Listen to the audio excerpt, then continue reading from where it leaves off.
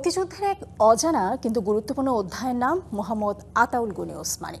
৭১ সেই সেনানায়কের জানা অজানা গল্পে সম্প্রতি রাজধানীর শিল্পকলা একাডেমির এক্সপেরিমেন্টাল থিয়েটার হলে মঞ্চায়িত হল যাত্রাপালা জেনারেল ওসমানী।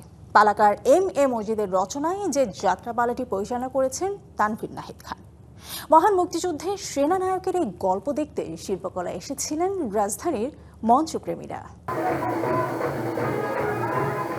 মহান মুক্তিযুদ্ধে মুক্তিবাহিনীর প্রধান সেনাপতি ও স্বাধীন বাংলাদেশের প্রথম সেনাপ্রধান মোহাম্মদ আতাউল গনি ওসমানী একজন বীর, একজন সেনানায়ক এবং একটি ইতিহাস। তার নেতৃত্ব গুণ, সামরিক কৌশল, আত্মমর্যাদাবোধ এবং দেশের সার্বভৌমত্বের প্রশ্নে আপোষহীন অবস্থানকে কেন্দ্র করেই নির্মিত হয়েছে যাত্রাপালা জেনারেল ওসমানী, যেখানে তুলে ধরা হয়েছে মুক্তিযুদ্ধকালীন সংকটময় সময়ে জেনারেল ওসমানীর রণকৌশল এবং একজন সেনানায়কের দায়বদ্ধতার মানবিক দিক।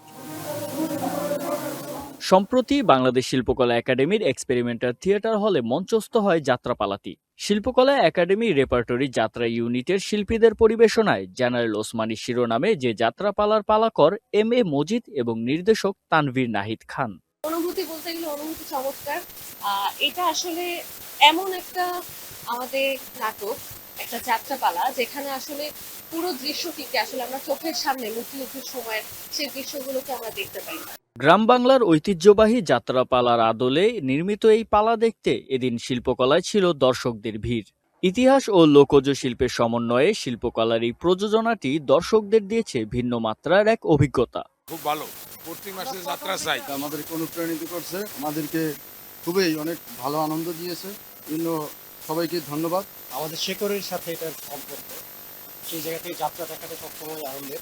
মুক্তিযুদ্ধের ইতিহাসকে নতুন প্রজন্মের কাছে তুলে ধরতে যাত্রাপালার মতো লোকজ শিল্পের গুরুত্ব অপরিসীম। জেনারেল ওসমানী যাত্রাপালার এই মঞ্চায়ন প্রমাণ করে শেকড়ের সংস্কৃতিকে ধারণ করেই ইতিহাসকে জীবন্ত করে তোলা সম্ভব। ভবিষ্যতেও এমন উদ্যোগ মুক্তিযুদ্ধের চেতনা ছড়িয়ে দিতে গুরুত্বপূর্ণ ভূমিকা রাখবে। জুবাইর হোসেন সজল, ডিবিসি নিউজ, ঢাকা।